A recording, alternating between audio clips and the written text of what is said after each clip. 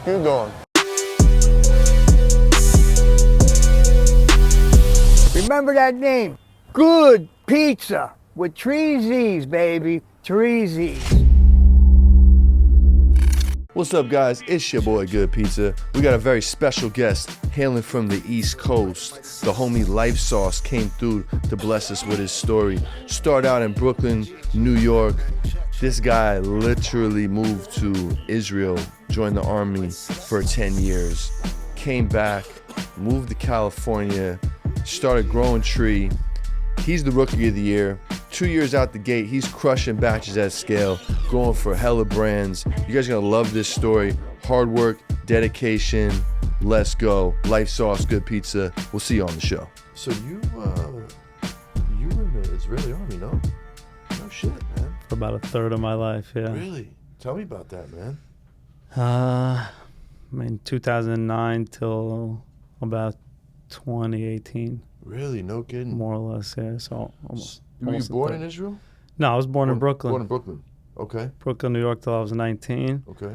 I was actually selling stock when the market crashed, and then it was like a pivotal moment in my life. It was like, do I want to go to school? What do I want to do? You know, everyone lost their portfolio on Wall Street. Everyone lost their job. So it was either I went back to school and just wanted to do something a little bit more meaningful and hit up all my friends like, yo, I'm going to Israel. They're like, fuck you. They honestly didn't believe me at first, but yeah. But and then I spent almost 10 years there. Wow. And was your intention when you went to Israel to join the army? Yeah. Wow. Before I left, I was just like, I'm not just going to go to school and just do some random ass shit. Yeah. Just, you know, something that everyone else is doing. I want to do something that's more meaningful. Whoa. Even at that age, honestly, sometimes it surprises me. I'm like, I was fucking 18, 19 years old, and I was like, wanted to do something a little bit different than what everyone else was doing. Yeah, that's different. Definitely different. That's different. Different path. Did you see war over there or no? I seen some things. Seen some things? Yeah. Wow. No shit, man. But it's different over there. It's a lot different. It's a lot different. It kind of puts, especially once you come back or you go to other countries after that, it puts your life in perspective. And like the regular day-to-day problems that you think of today is just minimal compared to other people's actual issues. Yeah. You know? Yeah, you got kids, you know, having to run to the shelter right now in 30 seconds if there's like an alarm going off right now. Drop whatever the hell you're doing right now and go to the shelter. Whoa. So it's that's like, heavy. It's different when you think about people's issues. Yeah, people complain about, my lease is about to expire. What am I going to... Come on, These bro. packs ain't moving. These fucking candies. Business is slow, yeah. Yeah. It's everything is minimized compared to like, it really just puts you in perspective. Of course.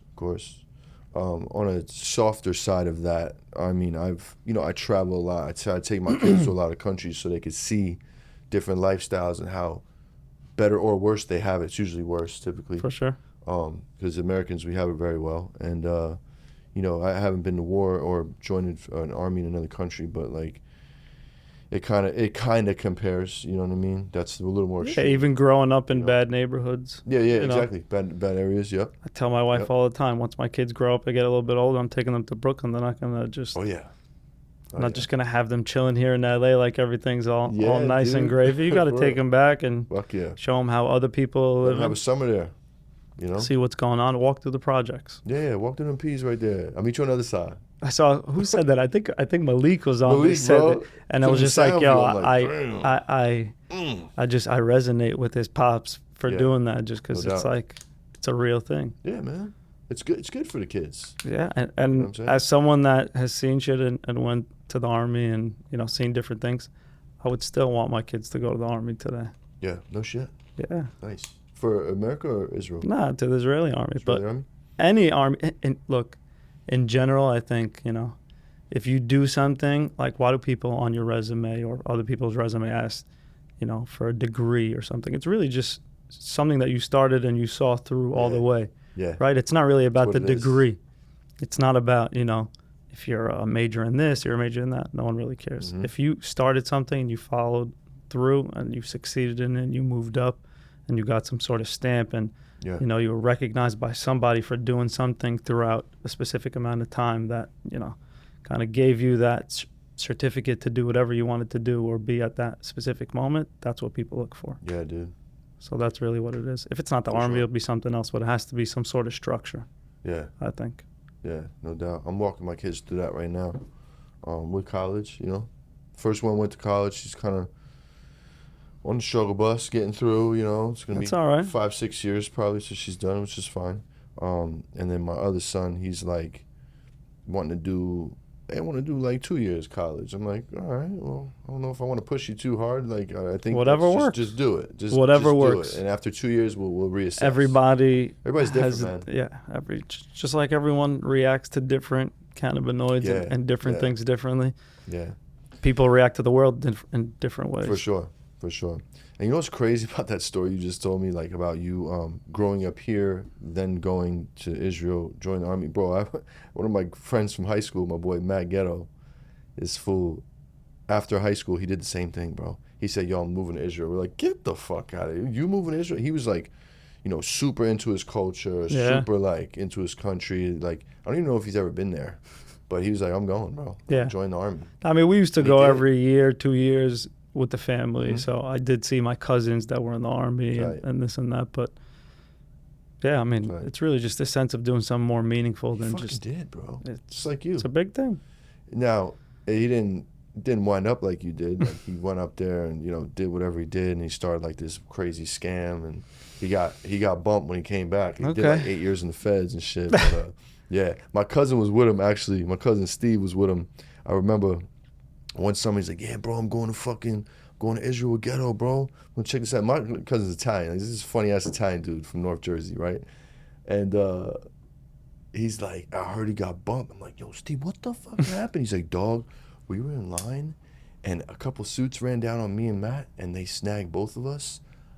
Look, I don't know when I'm gonna see Matt again, but all I know is I was in an interrogation room for like 4 hours till they were like, "This kid doesn't know what the fuck's going on. Get the fuck out of here before we fucking lock your ass up." And he's like, "Dude, I just had to What the call fuck kind of scheme was he running?" So, you know, like the old people, like, "Hey, you won the lottery," and fucking, oh my God. it's bad. It's bad. Judge through the book horrible. at it. It's terrible, bro. It's fucking That's horrible. terrible. I don't know how you horrible. could live with yourself doing bro. that type of shit. That's a bad one, bro. But, yeah. I was like, "Oh, bro, you fucking kind of deserve that one, bud." That was low, dude. That was got low. it coming. You had it coming. But anyway, you know, I don't judge, man. He served his time, and, you know, whatever. He's doing his thing now. He's back in the States. I think he's in Brooklyn, actually. Anyway, Nate from Lyfe Sauce, welcome to the show, brother. Thanks for having me. Thanks for coming up, man. Long time coming. Definitely a long time coming. You know, it's crazy. I was just thinking about earlier, before we started shooting on my way here, I was like, when did I meet Nate? And I met you almost a year ago to the date on 11/30 at National Hash Hole Day, which is actually going to be this Saturday. That'll have already happened when this airs. But for sure. But yeah, bro, you came up to me. You gave me a joint. It said, "My life is sauce." I gave you a hash hole. A hash hole. And you know how it is, bro. You meet somebody new, you get a fucking joint. You're like, "All right, I'll hang on to this for an emergency if I don't feel like rolling up." You don't expect it to be anything, right? Probably was like two, maybe 3 weeks. I was like, "All right, let me light this fucker up." And then, what do you know? It's fucking smoking. I'm like, first of all, I liked it because of the graffiti, because I'm a graffiti head. I dig like how you did Sauce or Life or some shit. Yeah, my life is sauce. My life is sauce. I fucking love that. And then I smoked this. This is motherfucking smoking dog shit. And then I kind of forgot like the face to the name. Yeah. And then, you know, you started working with the homie from up the hill. Yeah. And then I got re-introed to you through that. And I'm like, and then we put it together. Yeah. Afterwards, like, "Yo, bro, you know you knew me before you knew him." I'm like, "Oh fuck, yo, you're right, damn, dude." Yeah. I pull up on people, honestly. I think that's a big part of it. You know, a lot of people ask like, "Oh, how do you?" You know, I've only been growing for 2 years. October was 2 years. Wow. So a lot of people are like, "How do you white label for all these big brands, and how do you have this network and work with like all these different people?" It's no magic. No one introduced me to anybody. I pulled up on people, just like I pulled up on you. Yeah, dude. I looked for people. I saw where the events were going to be at. Man. I rolled all these shits myself before I had rollers. Shout out to the rollers. Hell yeah. SD rolls and Wasabi. That's right. But beforehand, I was rolling everything myself and just pulling up the people like you and just, you know, people that I wanted to work with and showing them my work, giving them a joint. Hey, those are great business cards. better than any other, you know, it's better than giving someone an eighth, I think, personally, because a lot of people don't know how to roll them. And then there you go. It's like, I think about it like food, right? So like I treat weed like produce, to be honest. How so? Break it down. How we handle it, how we store it, how fast we try to get it out. Just even with my client base, right? So like I said, I white label for a lot of people, so they know what I have coming down in the rooms beforehand. They prepay. I don't sit and wait for people to come and shop, really. You know what I mean? So then the packs are sold before they're even bagged up, and the product is out to whatever distro to go into the shops way faster than someone going out sourcing, you know, and just having a pack just sit there, really. Which is kind of crucial. It is. It's like, do you want your tomatoes to be sitting somewhere for 3 weeks before they go out into the grocery store, into the Ralph's or you know, Air One or whatever it may be? Doesn't really make sense to me. No, that's great, bro. Or do you want to get it like fresh farmer market style? Farm to lung, baby. Farm That's to lung, that's like that's one of our slogans, farm to lung. That's tight, dude. So yeah, we just try and get it out as fresh as possible, really. I love it, man. So before the growing and everything, let's take it back to the story, man. Like, what was the let's dive into the childhood, man. I'm excited to learn your Brooklyn history and like what it was like for you to grow up in Brooklyn. What part of Brooklyn you from? We can start there. Yeah. So I grew up like Flatbush, Mill Basin area. Okay, yeah. So anybody that grew up in Brooklyn, the biggest mall there really is Kings Plaza. Kings Plaza, yeah. So it's about like right after Kings Plaza, all along like the bay over there. Tight, bro. So a lot of the houses on the water and stuff. A lot of action over there. Yeah, a lot of action. There's a few weed brands that came up from that area. No shit. Who? I don't want to get into it exactly because a lot of them are, you know.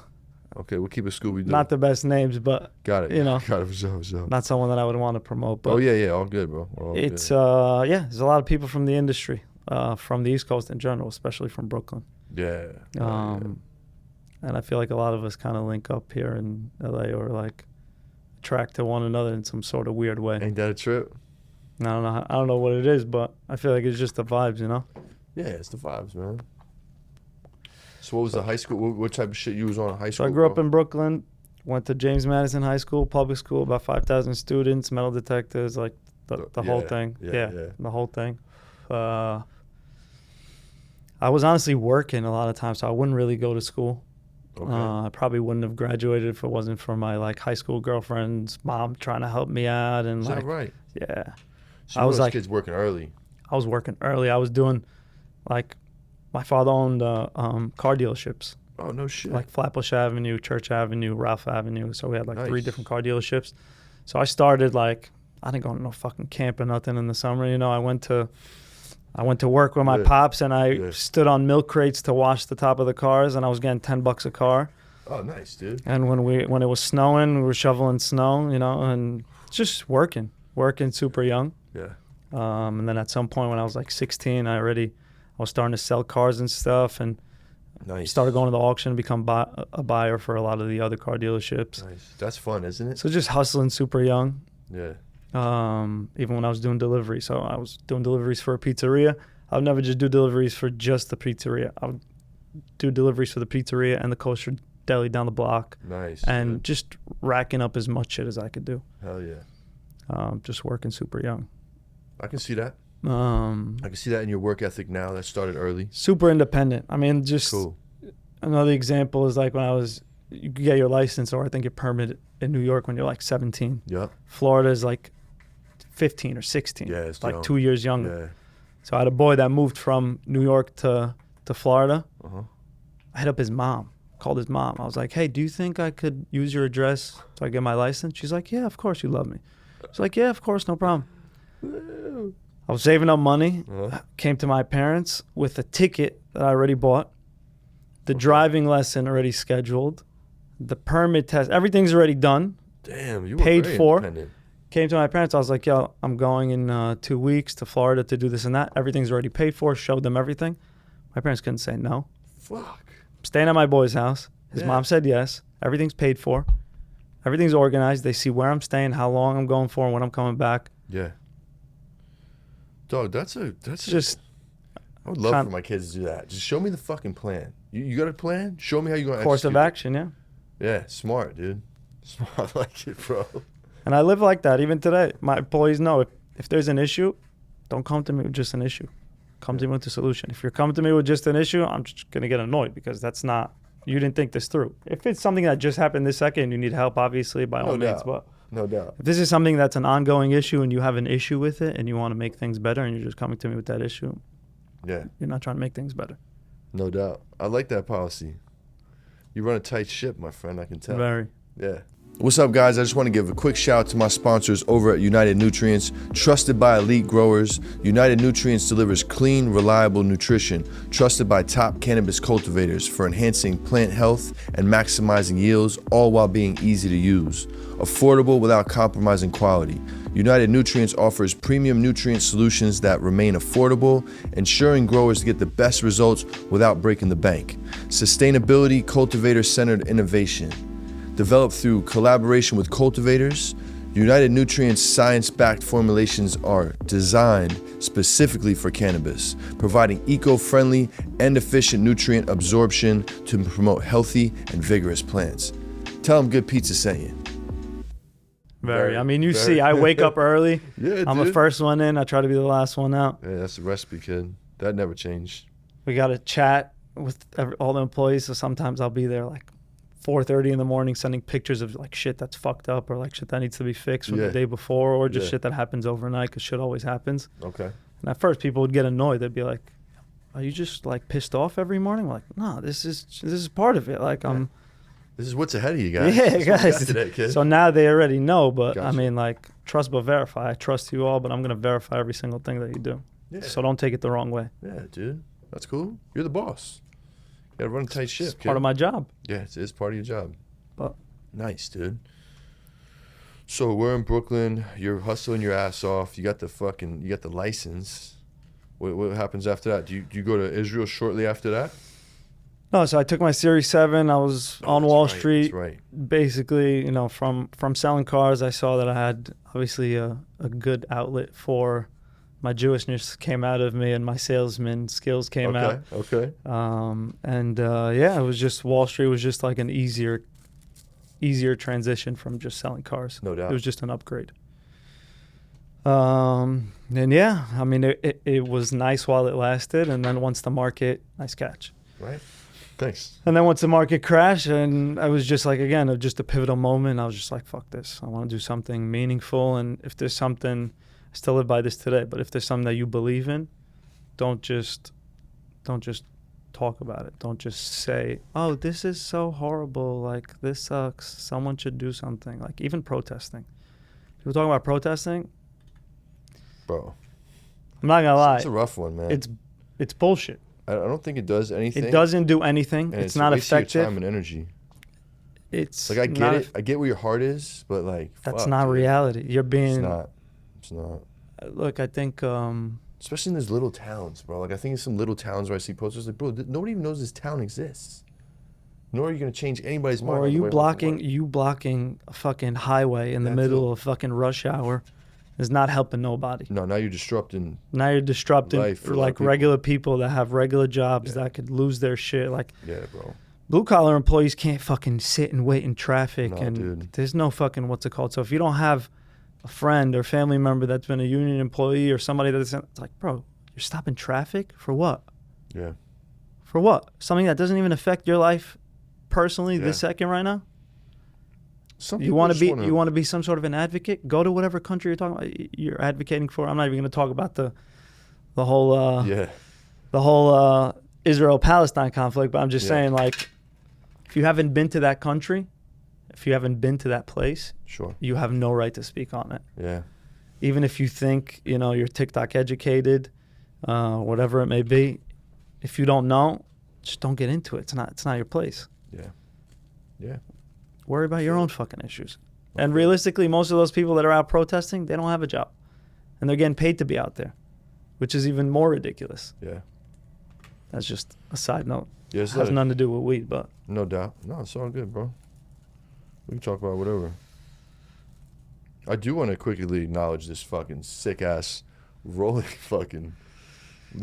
tray we have here. Look at this fucker. Yeah. So you Oh, got like the the prototype, whole one of one. Lyfe Sauce, one of one. One of one. Look at that. Yeah. So we'll be dropping those soon on the website. But You seen it here first, folks. yep, Good Pizza got it first. Good Pizza got it first, kid. This thing's sick, bro. But yeah, we got fucking 3D printers, laser engravers. I try to do everything in house. I see that, man. Yo, that really inspired me, man. Seeing your printers for just, geez, the fucking stickers alone, bro. Like, that could save me so much time and money. Or I will will it? say, Or will it? no, No. It's it gonna doesn't cost me- save you time Okay. right off the bat. Okay. You got to There is a learning process. Like, I'm not a designer by any means. Yeah. You got to learn how to do the cut lines for every single thing. Yep. There's sizing for everything. There's different type of inks. There's fucking different types of printers. There's a million fucking formats to get into. It's a Okay. process. So it's not plug and play. It's 100% not plug and play. Okay. Okay. No doubt. Good So to it's know. like Good to the know. companies that do charge money for all the stickers and all that shit, Mhm. it's rightfully so. There's a lot of work. No doubt. So, but it's worth it. You know, it's easy. Once you get through it and I learn it. really got it initially because I was thinking about right now, you know, so right now we're dropping finally in rec under my own brand. So right now I could print COAs for all my bags and I don't have to wait for COAs, which is something that could take stickers for COAs. All right. COAs could take 5 days Yeah. to get the test results Yep. back. It could take another 4 days just to get stickers from some sort of sticker company, Yeah. That's a fact. just so you can sticker it. Then you have a day just to package and sticker everything. That's 2 weeks that were wasted, or at least a week that were wasted that this produce could have been on the shelf. Yeah, there's so many time restricting elements that you really have to be conscious of, especially in the rec market, bro.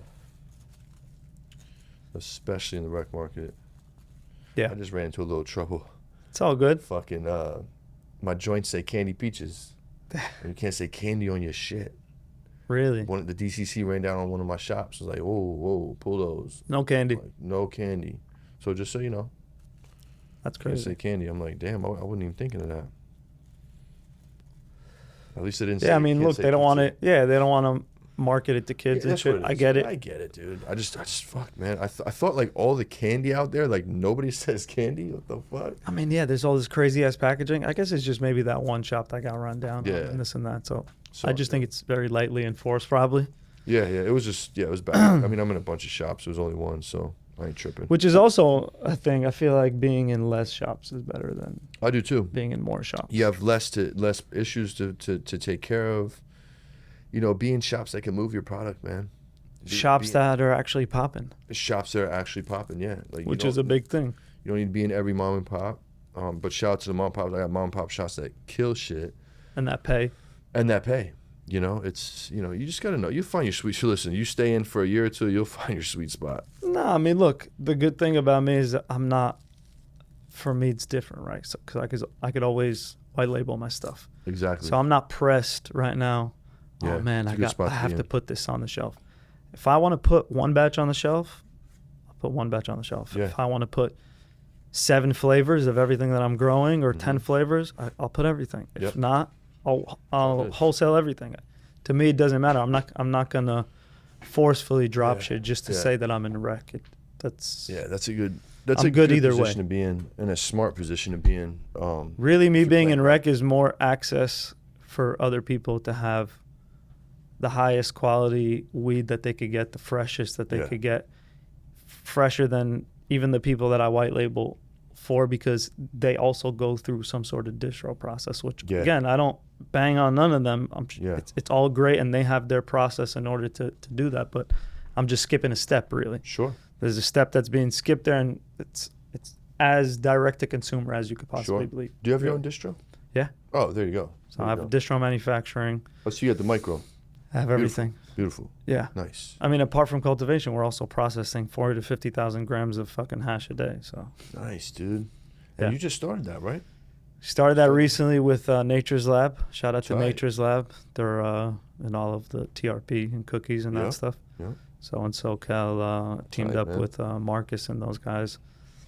Nice, And dude. yeah, we're Do you have a washroom on site at your spot? yeah. I thought that was at your Yeah, spot. yeah. Yeah. It's- Nice. It's huge. We have 85-gallon excess rosin. Now we have, I think, another 38-gallon. I don't remember what what exactly machine. But Where you guys getting your material? a lot of different companies. Nice. Burning Rope Farms, for example. A lot of outdoor Nice, farms also.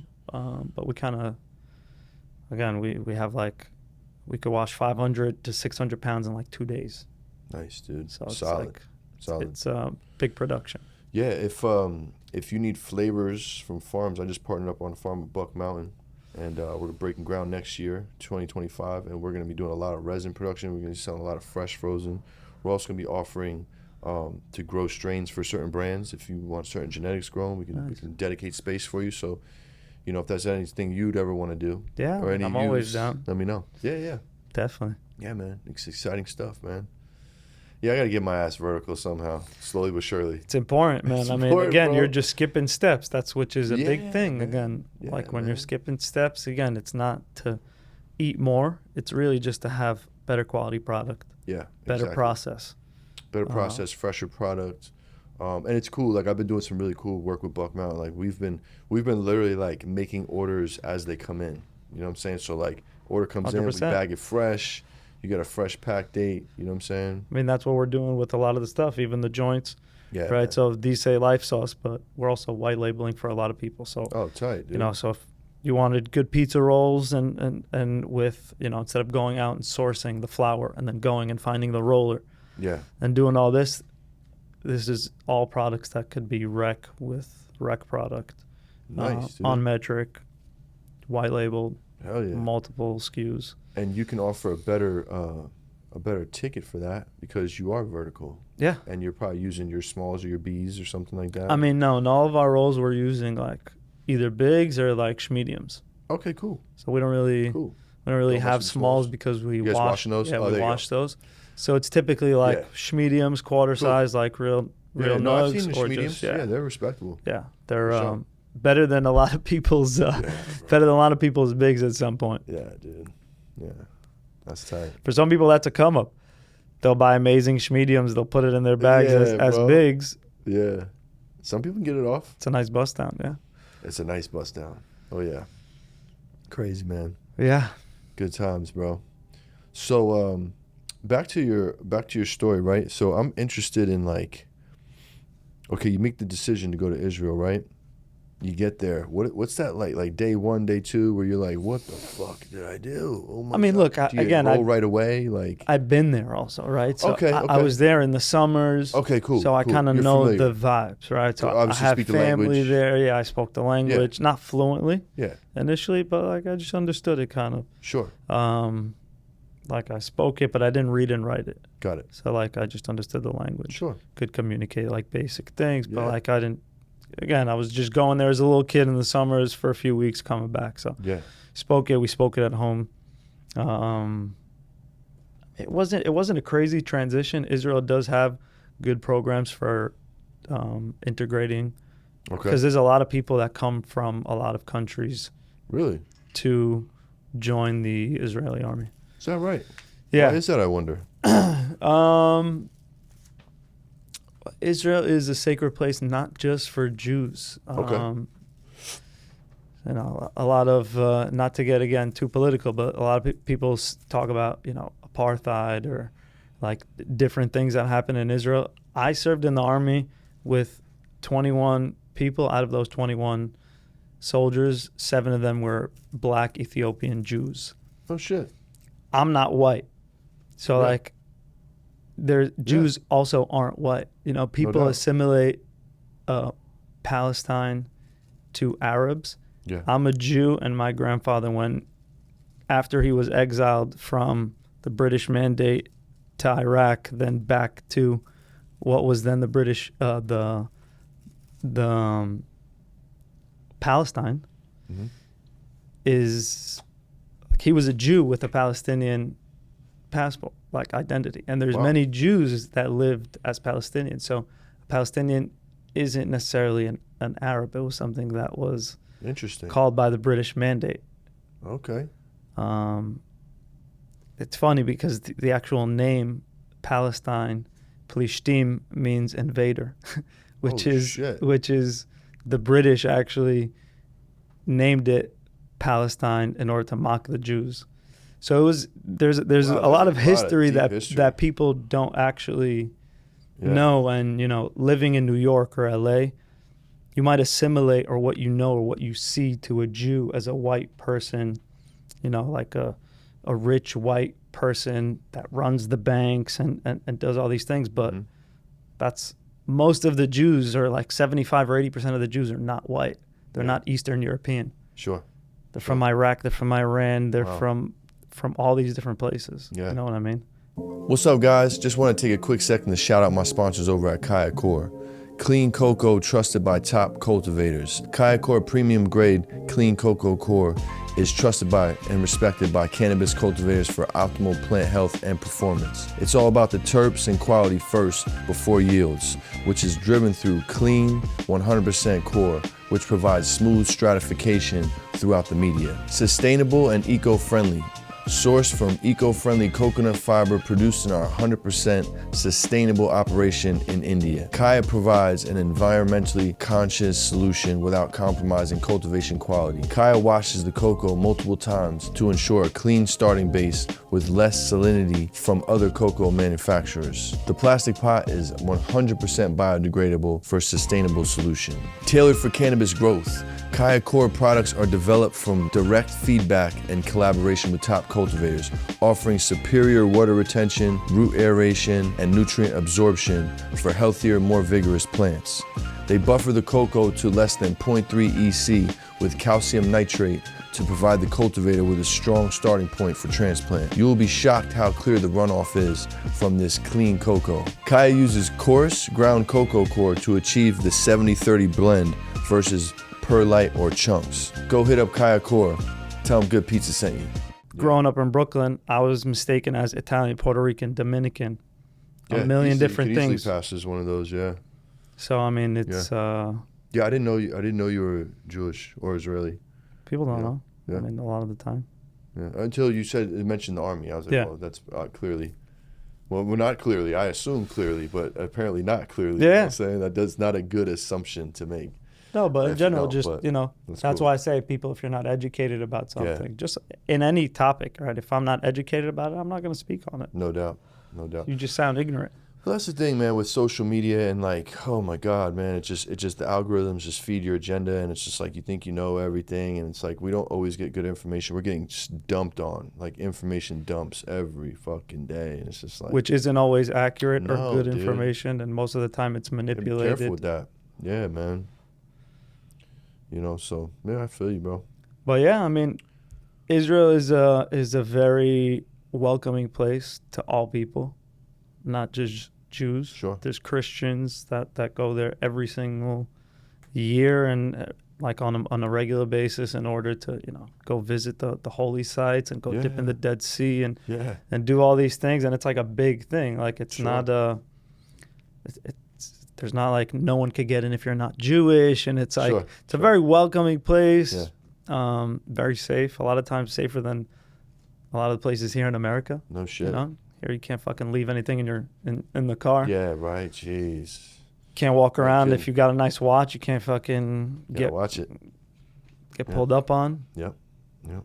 It's not the case there. That's cool, man. So, That's cool. and the weed culture is super welcoming. So Let's talk about that. I have no idea how that is over there. So, I mean, imagine this is a cafe and we're outside on an outdoor area. If you could smoke cigarettes there, you could smoke weed there. Oh, shit. Is could it literally- legal? Or is it just It's like decriminalized? Okay. Has it always been like that? Always. No shit. Yeah. Okay. What's the hash scene like out there? A lot of Moroccan hash? Yeah.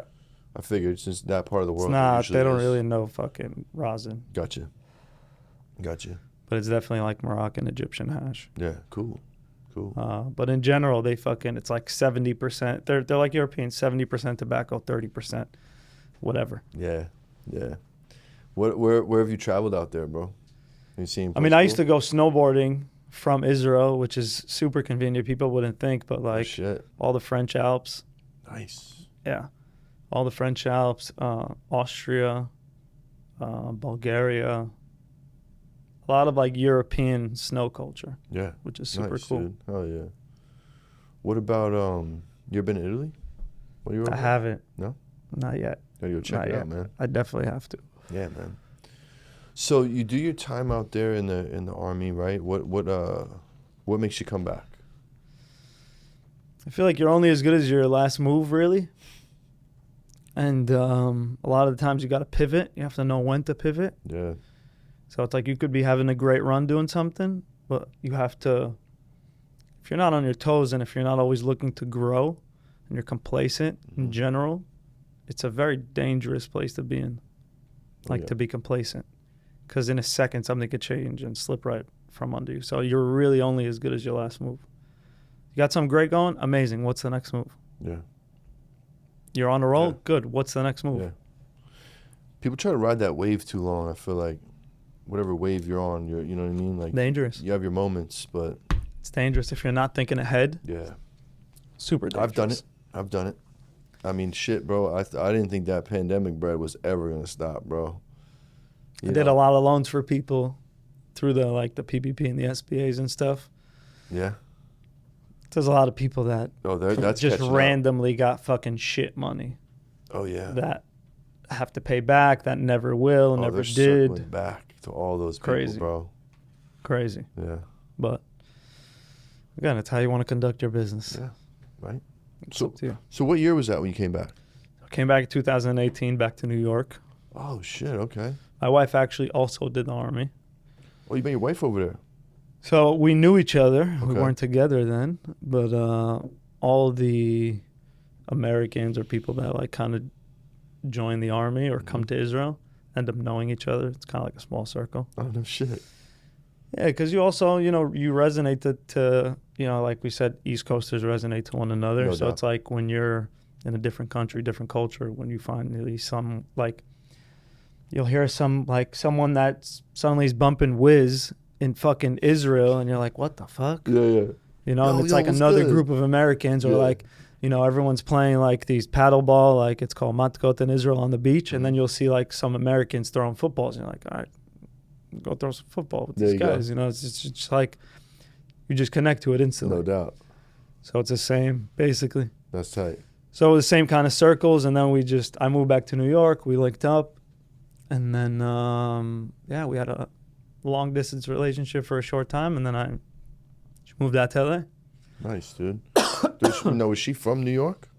No, she's from LA. She's the reason I'm out here. LA. Oh no shit. It's always a girl, bro. She's the reason I'm out here. She's the reason I'm in weed. Shout out to Wifey. What? She's the reason you're a weed dog. Yeah. Let's dive into that, dude. How the fuck? So I got into weed. We're kind of going back and forth, but it's all good. Yeah. But I kind of got into weed because I was doing construction. When I got back to New York, I was doing loans. Okay. Business loans, hard money loans. Okay. Lines of credit, equipment financing. Just I was selling money, basically. Yeah. In different variations, which kind of got me into construction. So I was buying, I know that you have a little bit of history in PA, so I was buying foreclosed homes from Wilkes-Barre and Scranton, and all those areas. Yep. So I could buy a building for 50 bands. Yep. 60 bands. And then, but it's fucked up. It was burnt down, or it was just vacant for 15 years or just run down or whatever it is. So I'd buy it, invest whatever in it, 50, 60 grand, fix it up nice. But the hardest part is finding contractors out there because it's far as fuck. Yeah. So I was just fucking flipping. I was houses, buying, buildings. Yep. I was buying some for 50, selling it for 300 after fixing it. Hell yeah. So I was doing a few of those, and that's how I got into the construction. And then when I moved out here and I was selling loans on the phone, it was easier for me because of the time difference too. So I was waking up early, doing loans on the phone, and then continuing my day, and then going doing construction out here with my father-in-law. Okay. Oh shit. So my wife has just one sister, and her dad is in construction out here. And the waterproofing, that's how I got into the waterproofing business. The waterproofing, that's what you do. Got it. Yeah. So it was a very old school business. He's in his mid-70s, 2 girls. Yeah. They're not really interested in construction. Sure. Again, once I came out here and before we even got married, we kind of saw eye to eye. He didn't really have a son, to help him continue his legacy. Sure. And I kind of helped him optimize his business and, kind of fast track it, like a new CRM, a POS system, like everything was super manual. Sure. But it was a big business. It was a good business. Wow. Nice. So it kind of helped optimize it and like bring it up to speed of what a new a big up and coming company should operate like. Sure. Like just not very pen and paper and not very, Yeah, bring it up to date. Basically. Yeah. So it was very old school operated, brought it up to date, and that's how I really got into like the construction and then into the epoxy and then into the grows. And then by getting into the grows and seeing all the different facilities is how I kind of got into it and saw the interest of getting into the business. And at first we're getting into it more as an investment. We partnered up at my facility right now with someone else to operate it fully. So I got the licenses. Mm-hmm. We did all the upgrades because we own the property. So I did all the upgrades. I did everything. It took about 3.5 years. Wow. Partnered up with someone to operate it. Okay. And we got robbed. Wow. Long weekend, 4th of July, we got robbed. Duh. About way over $250,000 in everything. We got all of our lights stolen. Oh, shit. All of our AC stolen. Damn. The handlers inside and out. We had all of our electrical panels that were on the wall to operate the rooms were cut from the top and just fucking ripped off. They took all of the panels. So it was 100% someone from the inside that was operating the business. It was over a long weekend, 4th of July weekend. Always be careful with long weekends. Long weekends is like, it's when you're always away, you're always, not attentive. So like long weekends are a big... beef up the security. Yeah, for sure. Yeah, that's wild, bro. And it was just another pivotal moment. Like I said, you're only as good as your next move. So it's like, all right, we're already in so much money. What are we going to do? Are we going to continue right now, find somebody else and do it? And then I just picked up the glove, really. And I was just like, I'm going all in. Oh, shit. I'm going all in. And I put in hours and I studied it and I brought a fucking agricultural engineer from Israel to try and help me design the place. And I went to all the people that I did epoxy for and I worked with. I went there and I looked at every single thing that they did. I looked at their benches. I looked at their irrigation. I looked at everything that they're doing right, everything that they're doing wrong.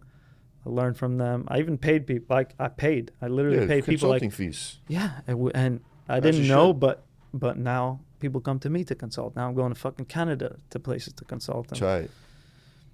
Hey, you get that money back. If you put in the hours, again, there's no playbook to anything. Yeah. There's no, people say, oh, what's the best way to get, like, bro, figure that shit out. Like, no one's gonna, if you have to have someone give you game, you're not ready for it. Yeah. You got to soak that shit up wherever the fuck it's coming from. Yeah, that's right. And if you're not soaking it up, you want someone to come to you and say, hey, man, here, you can make money like this. Bro, why? Let me show you how to build and run $1 million business. Yeah. Nobody's, you're not getting that phone call. Not today. Not today. Damn, bro. But it's part of it. Look, again, Wilkes-Barre, Scranton. Yeah, I do. I couldn't find fucking contractors out there. I bet. I was going out to Home Depot, trying to find, Home Depot guys to help out. I was trying to... Not out there.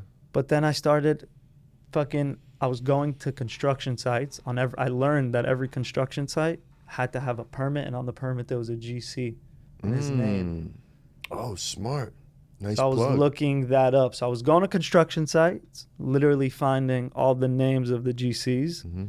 And then the GC that was on the most houses, on the most names, that's who I would hit up. Okay. So I found like 4 of those guys and then kind of just between the 4 of them worked against them until I get it done. Nice. But again, no one told me, yo, go look at the names because the names are on the permits. It's like... Yeah, and you're driving from Brooklyn to do this shit all the way down 80. From the city, yeah, from Chelsea. I was living in Chelsea. 25th and 6th, yeah. Nice. Not too shabby. Yeah.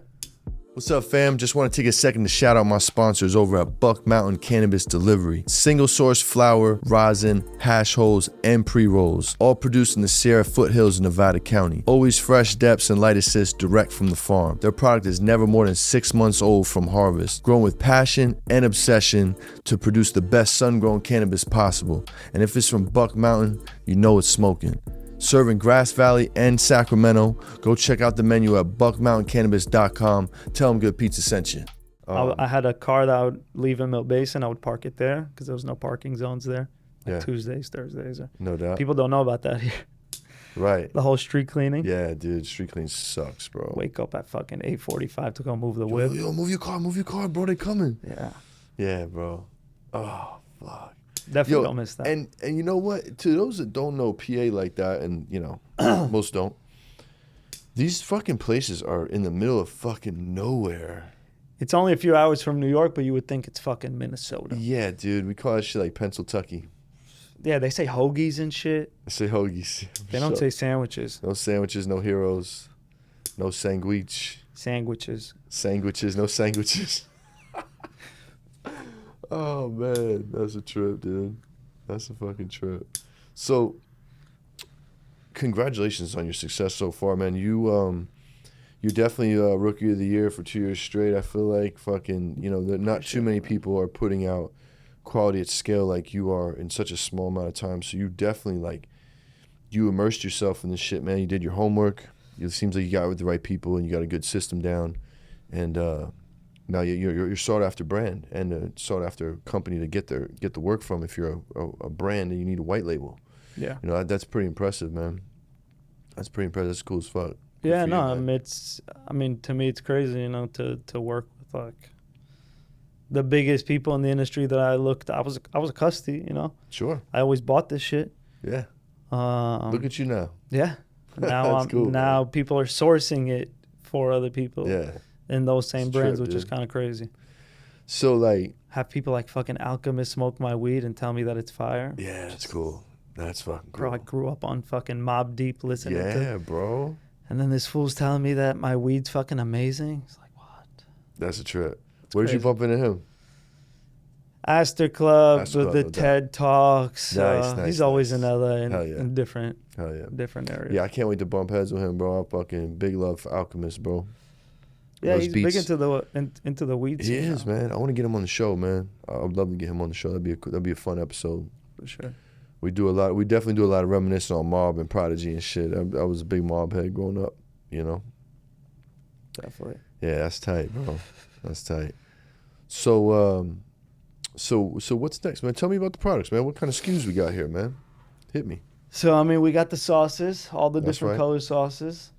We're not dropping no genetics on No them yet. names. No names yet. No names. So it's purple sauce, red sauce, orange sauce, so on and so forth. Nice. But yeah, we will be dropping them once we drop new strains. Then we release the lineage. Nice. But yeah, we're not trying to hide nothing. You know, people see me. I post my grow. People know what. What's in the house. What I'm growing and the shit that I'm putting out. So I'm not trying to bait and switch nobody and putting on crazy in the bags and shit. It's just, you know, you might think you don't like something because you had a bad version of it, right? If you had a fucking cheesesteak, right? Yeah. If you have a cheesesteak out here and it's fucking horrible, you're like, I don't know what the hype's all about. Yeah. I don't really like cheesesteak. It's really not that good. Mm-hmm. But if you have an amazing cheesesteak, you're going to come back and be like, yo, That's that right. cheesesteak was slapping. Yo, the red sauce was crazy. So it's better off to not know. If you fuck with it, you fuck with it. If you don't, you don't. It's not your taste. It's cool. Go on to another flavor. But I'm sure that we have, out of all of our genetics, if it works with all the other brands, there's no reason it shouldn't work like with something. ours. And there's, we have over 120 different genetics. We have way more backs Nice. coming up and a lot of good stuff in the works. Tight, bro. Tight.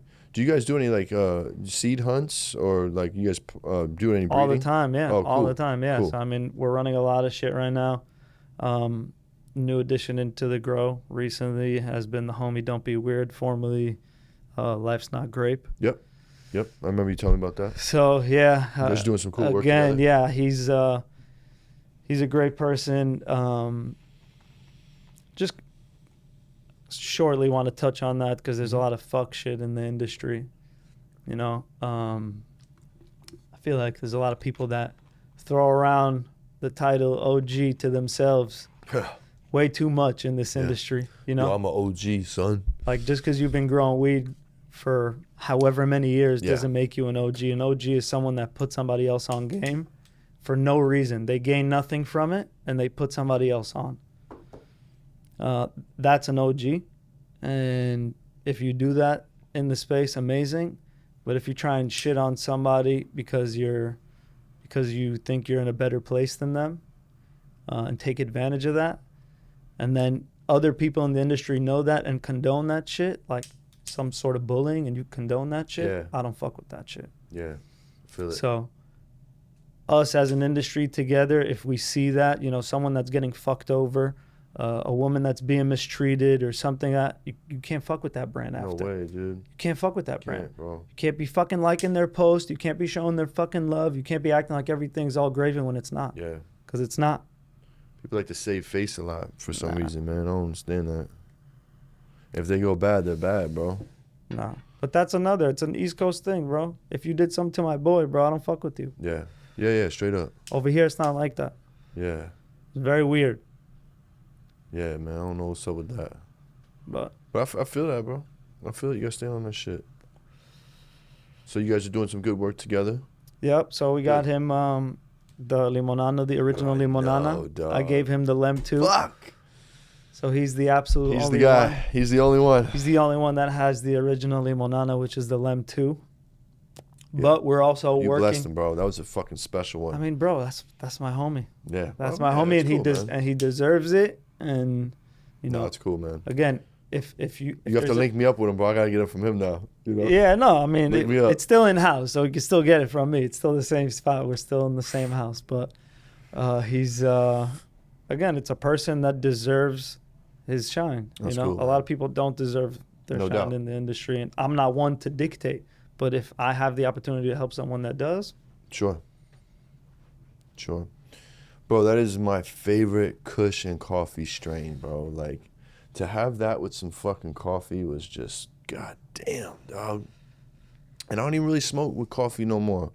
yeah. Because it's two different effects that I like, but damn. That You see me, I don't be fucking- posting my coffee and joining the morning anymore. I kind of slowed it down a little bit.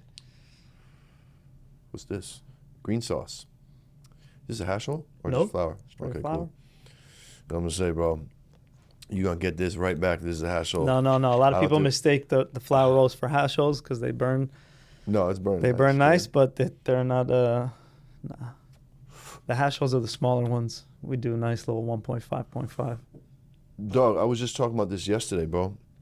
That's my fucking ratio. That is a 1.5, great 0.5 is the best ratio. The best. I think. I did it to, like, you know, save a couple bucks on my last drop. I was like, yo, let's just do the 1.5s and the 0.5. I didn't I'll like, tell you what. and it was the best move ever. People can't smoke hash rolls like we smoke hash rolls. I know.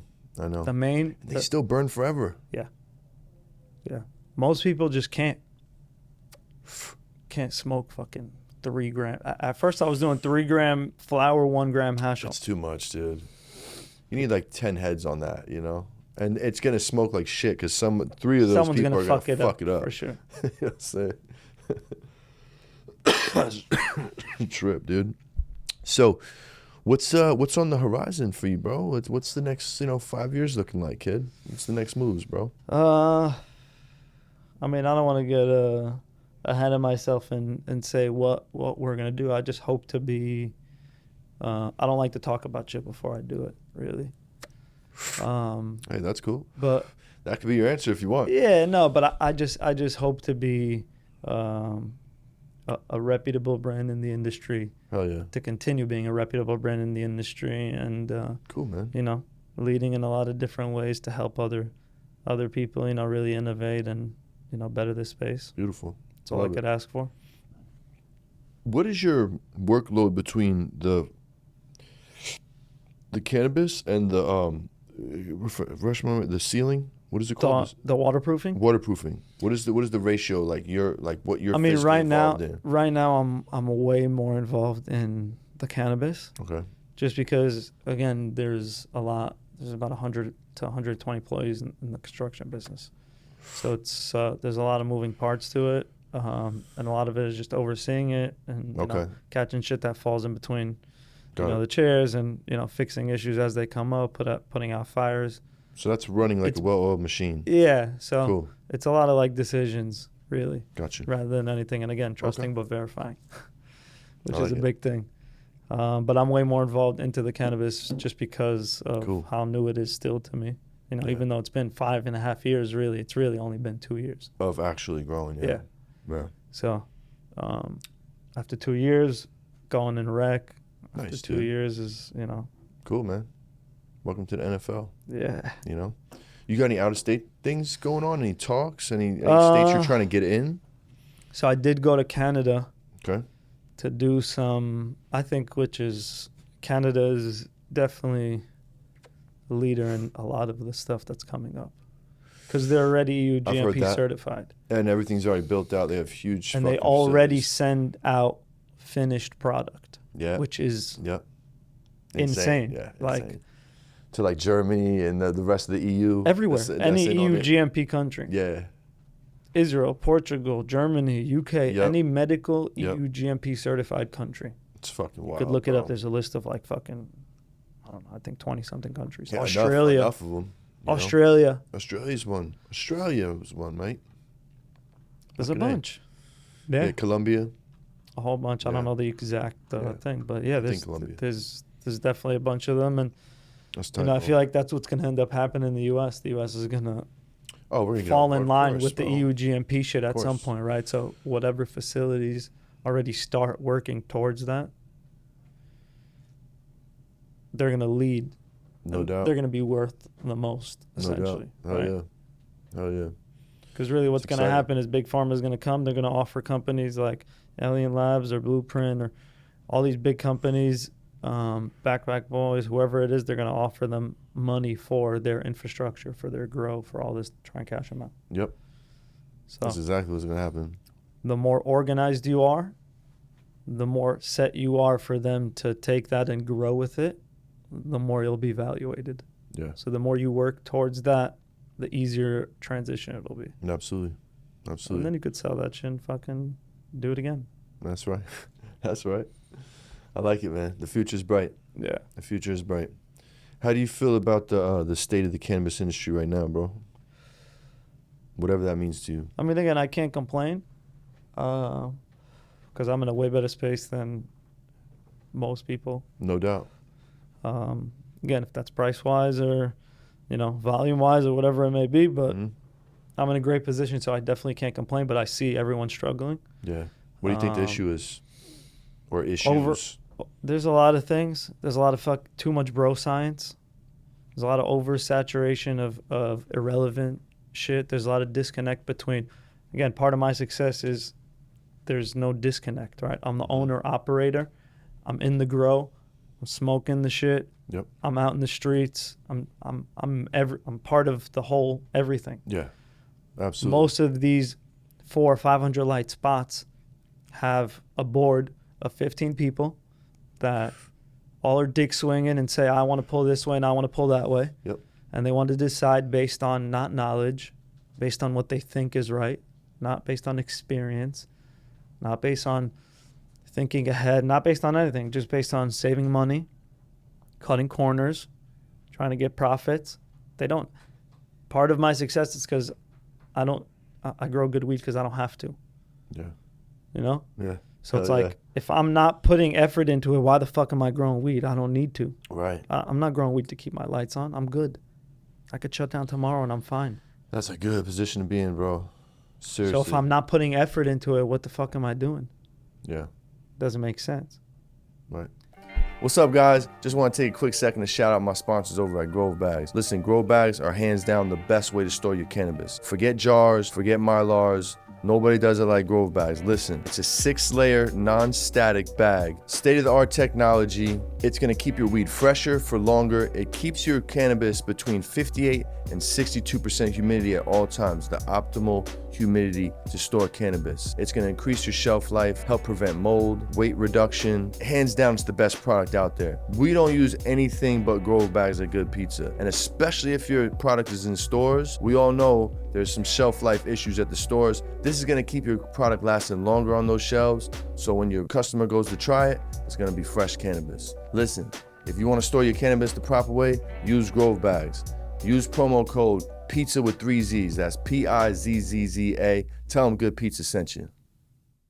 So that's why we're hunting, right? Which, again, people don't realize is a big, like, you're taking a risk, right? I have full production rooms that in every room I'm putting unknown seeds, males and females, into the room, and then watching them for the first 7 to 14 days to make sure nothing is male, and then if anything's male, pulling them out. Quick. So I have a 10 to 12 day cycle out of those rooms. Ballsy. And in every single room almost, we're putting in new phenos. I thought you popping femmes doing that shit, bro. Everything. No, you're supposed to. You need and I'm males. working down the line, right? So the Limonanas, aka Lem 2 now, I crossed that to the candy. I have 16 lemon candy phenos. Oh, no shit. Yeah. Nice. I'd like to try some of them when you find a cool ones, man. Yeah, so we're actually running through them now. Nice. They literally just came down, so. Tight. That's got some potential. Yeah. I did one drop with Be Easy on those. Oh, yeah? Which one was that? It was the number 2. What did he call it? It was just lemon candy. Oh, lemon candy? Did it in some Myron jars. Cool. Nice. Yeah, I saw him start rocking Myrons. I'm actually going to see him next week at Turk Basel. We're going to do an interview. Yeah, man. I haven't seen the homie since he was here. And yo, bro, you know what's crazy, bro? Since he was here, he just dropped his first cereal box. I saw. Cap and Runs. The O's. Yeah, dude. The Uzi O's. No. This was way before. When you saw him, when you're he was saying. here, Okay. bro. When he was here doing this interview, like he was like talking about how he was frustrated with the game, just like ready for something new. And he's like, I came up with these boxes. And I'm fucking on again. I'm feeling good again. Like, I think this is going to crack. And bro changed the landscape, bro. Like, hate it or love it. Like, we all watched it happen. Yeah. And, like, holy shit. And it's been a trip to see that. They do numbers, bro. Shout out to Easy. Yeah, for sure. They do numbers. You can't hate on them. No, I don't hate on it, man. Because I don't hate on it because it shows you it's possible. You know what I'm saying? No, he's got a loyal client base. Whatever he drops, people will buy. Has nothing to do with what's in the bag. And that too. You got to understand that. That's crazy, bro. It has nothing to do with what's in the bag. Ooh. Ash by natural causes. By natural causes, baby. You know what I'm saying? Little. We back in action. Yes, sir. Easy money. Easy money, baby.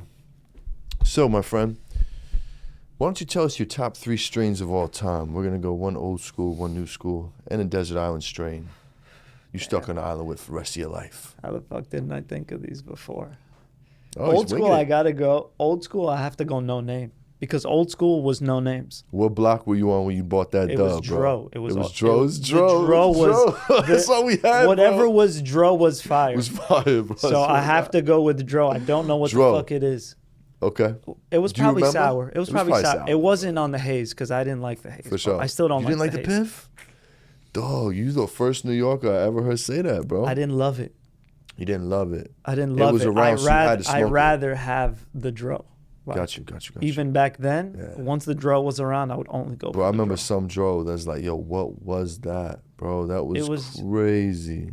It was just disgustingly these crazy batches of God knows what. It was definitely some sort of sour, some sort of chem. Yeah. Now that I think of it, something fucking that burns your nostrils. Yep. It has to be something. And they were just frosty and sticky and just went great in the blunt. We was just smoking blunts back then, trying to live. Yeah, White Owls, Dutches, fucking Phillies. Yeah, Phillies, Philly Titans, regular Dutches, vanilla Dutches. Yo, and let me feel that Dutch real quick. Yeah. No, Poppy, this is fucking. This shit just cracked, bro. It's not good. Let me get a Dutch and 3 Lucy's, Pop. Lucy's, yo. You feel me? You guys don't know what Lucy's are. Lucy's is crazy. Let me get 3 Cadillacs, bro. 100s. Yo, I used to get Newports from the Asians on Avenue U in like East 7th or East fucking 14th for like $3.50 a pack. Now cigarettes are like $25. I don't know how bro. much is cigarettes in You New can York. get a pack of cigarettes and gas in your tank for $10 back then, bro. crazy. It's crazy. It's crazy. All right, boom. Back to your top 3. So let's go desert island now. Desert island. Rest of your life. Damn. My lemon Z. Solid. And something new you fucking with. Lemon Z. You can double up. Cool. Lemon Z. Cool. Now, Lemon Z is the limonana times Z. yeah, you gave me some. It was nice, bro. And I Fucks with think it. is after it cures even longer, which again, I'm not like a big cure person. I like to smoke that shit fresh. But it cures up so nice. Some And it weeds like that. smokes, and it smokes like, it's very Z leaning, but you could tell that there's lemon in it. Oh, for sure. And it's nice. Because just a different Z variant, I feel Yeah. like. Kind of like the blue. No doubt. I haven't had some good blue zoo in a minute, bro. I've literally been like hearing about it, seeing people smoke it. Zushi's always on fire. Them boys, I always see them. You know what I'm saying? I need I don't smoke it often, but when I smoke it, it's good. Yeah, I just need a nice batch of that little zip for the head. Yeah. I also need homie to come on the show. Yeah, he probably won't I come know. on the show. I know. Well, There's it's some all right. people like No, it's homie, good. don't be weird. He also won't come But on the like, show for sure. but bro, like I feel like that's why I like Zushi so much. I still don't know what Stacks even look like, bro. You know what I'm saying? Like I He's think around. He's that's dope. outside. I know. I probably walk right by Yeah. him at Liddy in the Probably city or seen some him shit. at Yeah, times. bro. But I like that. That like you're mysterious. Like The you know what I'm homie saying? Stacks. There's a That's lot of cool. people that still like to live in the shadows. I mean, I'm not hiding I respect shit. it, man. I respect I'm it. doing Yeah, I'm everything legal. I obviously, don't give a bro. I fuck. decided to do media. I'm fucking cats out of the bag. Yeah. You know? So, yo, if there was one strain you could bring back, what would it be? That fucking dro. That fucking dro I got nothing else. from Avenue U. The dro from everywhere, literally. Anywhere. Anybody that had like the real fucking dro back then. Hell Which yeah. was just fire. No, there was no names. And it was in a sandwich bag or a dime bag. The little dime bags. Yeah. Or if you was lucky, you might have got a jar. A little jar. Some homies Bro, had jars. Very sometimes- rare. Sometimes it was the bottom foil of the cigarette fucking Yeah, the thing cellophane. rolled up, the cellophane. Yo, I honestly want to drop some cellophane bags, but I don't know if everybody. I don't They know if wouldn't the- catch they on to wouldn't it. They'd be get like, what bro. the fuck is Fuck this? is this shit, bro? You have to seal it with the lighter too. With the lighter, yeah. With the fold. And then reopen it, reseal it. You know what I'm saying? You That's get that great. shit down to You like gotta have this, enough bro. room. Yeah, you gotta leave enough Yeah, room. for sure. People don't know what the fuck we're talking about. They're like, what? Yeah, man. We got it good now, kid. You know? I mean, look at these We're fucking blessed. bags, bro. We're blessed. You hit the block with those back in the day, people lose their fucking They're mind. like, what the You take over the whole city. So, what's your weed etiquette growing up? Anything weed pet peeve? What grinds your gears? What grinds my gears? I'd say fucking old heads that don't know how to smoke the new style joints and that don't evolve with the fucking ways, bro. Yeah, Like, that's again, a funny one. And I'm just not picky. I'll light up 2 joints, Yeah, right? And I'll pass one around, send it. and then everyone has that one. I'll hit it Yeah. twice. Everyone else has that one. Then Yep. I got my own, Yep, and no one else hits it. that's my style, bro. But yeah, old heads.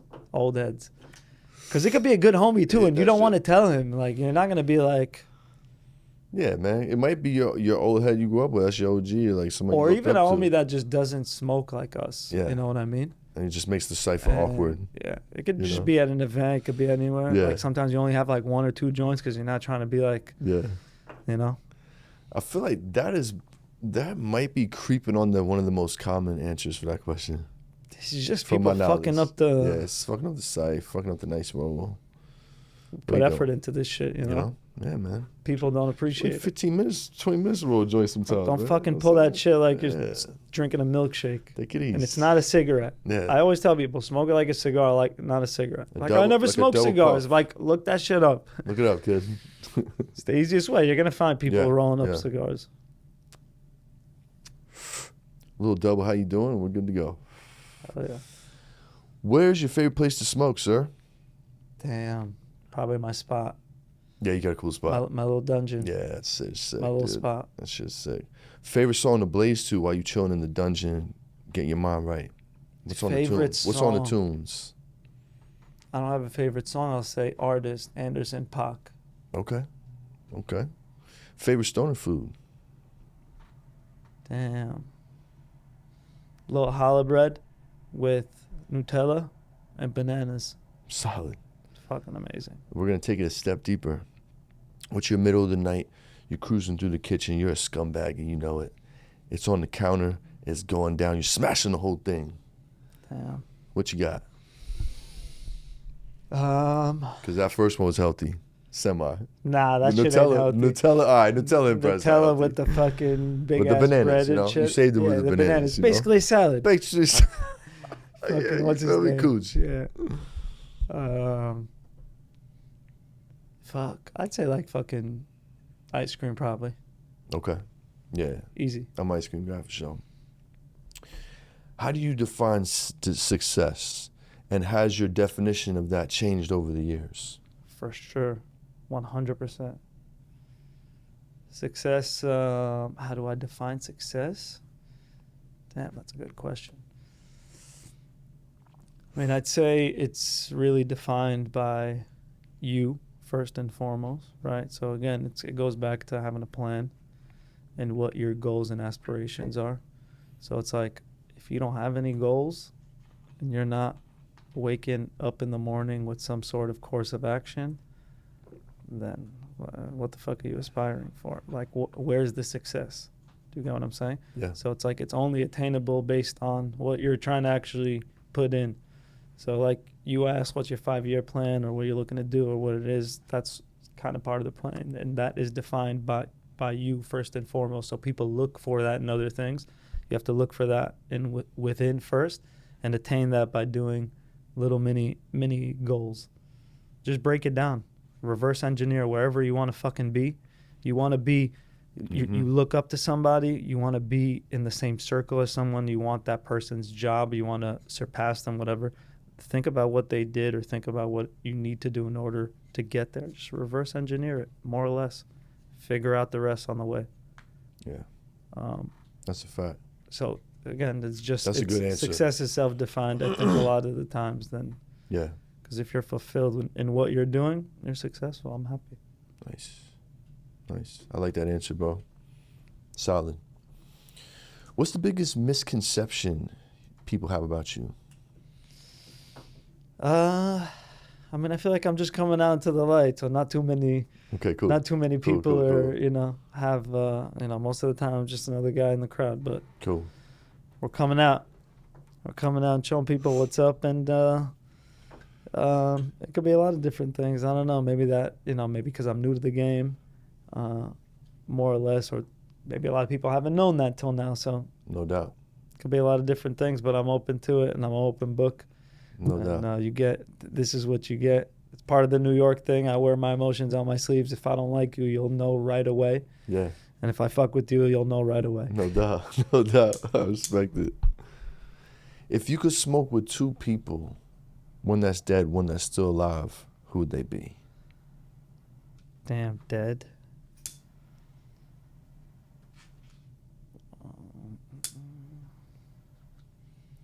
One that's dead, it would definitely have to be like a fucking world leader or someone insane like that. It has to be someone that's Shoot for crazy, stars, a kid. fucking amount of knowledge. Maybe like a fucking Gandhi or a fucking Good one. something crazy. Gandhi came up recently. Yeah. I like that. Gandhi, someone spiritual, has a lot of life knowledge apart from our, materialistic things.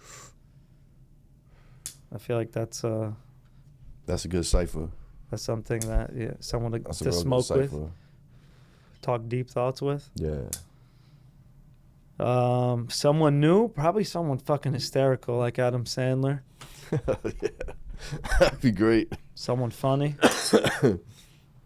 That's where I would go. I would go funny for alive. Yeah, bro. I mean, you're trying to smoke with someone knowledgeable and funny. Those are the two main There you things go. I feel. There you go. Hell yeah. So now you're going to shout out your favorite plug from back in the day, bro. You don't have to say his real name.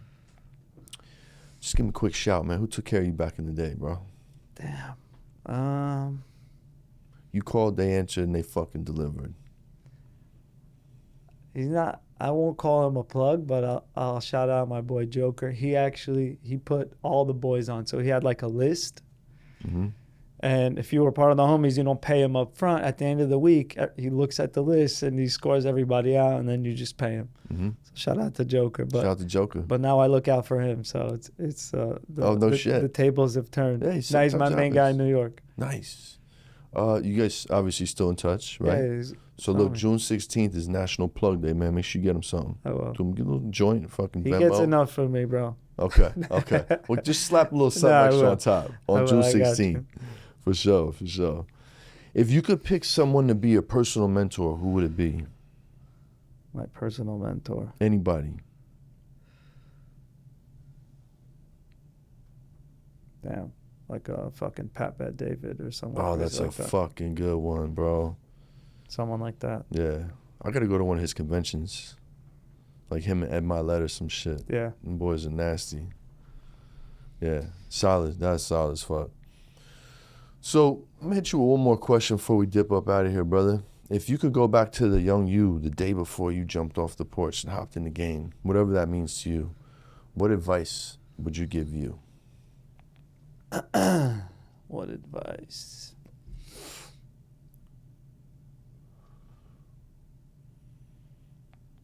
Start from the bottom. The only way to really know all of the variables, I still believe in that today. So like, again, if I didn't go through all the shit that I went through in life or the things that I did, I wouldn't be able to do the things that I'm doing today. But anything that I've done, even, when I started this company, I was in the grow. Had a main head cultivator, and it was me.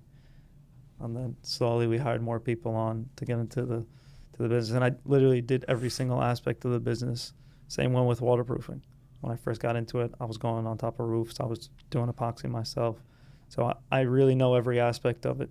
Yep. So I think that's really the best advice to give to anybody. You want to do something big, you have to really know all aspects of that business. You want to do it successfully and scale it, you have to master every aspect of that business. Because if you don't know how long it takes to cut clones, you can't dictate to someone how long it's going to take him to cut clones. And then you can't dictate to him how the rest of his day is going to look like. Yep. So if you haven't done it yourself, you have no right, even though you're the boss, to tell someone how to do it. Even if you do have the right, it's just not going to work. Yeah. It's not scalable. And you know what? I've never worked harder for a boss that was doing what I was doing, was working in the trenches with me. I found those are the bosses that I've had during my timeline working. Yeah, because you respect them. You getting your hands dirty with me. You're not too ashamed to do what you're asking me to do. You'll feel like shit if you see me mopping up the floors. That too. And then I walk in and the floor's not clean. Bro. You'll feel like shit with yourself because you're like, fuck, bro, this fool comes in earlier before me. I work for him. Your boss beat you to work. Woo. And he's cleaning up. Yeah. And it's dirty. It's a bad look. You're gonna feel shit. You do like shit, even if you don't like him. And so I did like this. It's more like it's more leading by example, and that's just more shit that I learned from the army, really. Yeah, because that's also something that differs from the Israeli to the American army. The Israeli army, if you're a commander, the commander leads. He's the first one. In the American army, it's very different. Commanders are behind. They tell the people to go ahead. Okay. So that even the way tactically, the mindset is a little bit different. Sure. You got to go first. Yeah. Don't send somebody else. Yeah. Yeah. That's tight, bro. Well, shit, man. I had a good time vibing with you today, brother. At this point, if you want to plug anything, just talking to this camera right here, let them know where to find you, where to find your products, anything you want to plug, do so. Yeah, I mean, look out for us at Lyfe Sauce. It's LYF3 instead of an E. And we got LyfeSauce _genetics. Shout out to the homie Don't Be Weird. Yeah, look out for us at shops. Right now where I go global, we'll be dropping at Exotics, Squints. Those are the first 3 stores, and from there on to the main ones. But yeah, appreciate you having me, man. Hell yeah, man. Thanks for coming through, Nate. Hell yeah, bro. Appreciate it, man. You already know, bro. Hey, man, you already know. We got Lyfe Sauce in the building. The homie Nate came through, gave us the story. You know where to find this product. If you don't know, just hit me. I'll let you know. We'll see you guys next time, man. Make sure you guys subscribe to the YouTube, please. And make sure you hit the Patreon, support the show. We appreciate all the love. Peace, love, good pizza. We up out here.